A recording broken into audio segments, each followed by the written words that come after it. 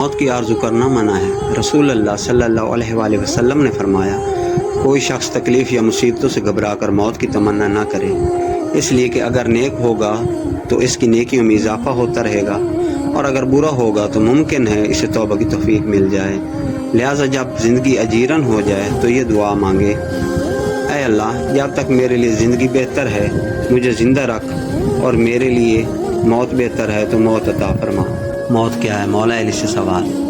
ایک شخص نے مولا علی سے کہا، یا علی، مجھے بتائیں موت کیا ہے؟ مولا علی نے فرمایا، اگر میں تجھے حقیقت بتاؤں موت کیا ہے تو تم نے یقین نہیں کرنا۔ اس شخص نے کہا، آپ بتائیں، میں کروں گا۔ مولا علی نے فرمایا، سنو، موت زندگی ہے۔ یہ بات سن کر وہ شخص خاموش ہو گیا۔ پھر اس نے کہا، یہ کیسے ہو سکتا ہے انسان کی موت انسان کی زندگی ہو؟ مولا علی نے فرمایا، اچھا مجھے بتا، جب تم پیدا ہوئے تھے کس حالت میں تھے؟ اس شخص نے کہا، میں نے تو کیا، ہر شخص پیدا ہوتا ہے رو رہا ہوتا ہے۔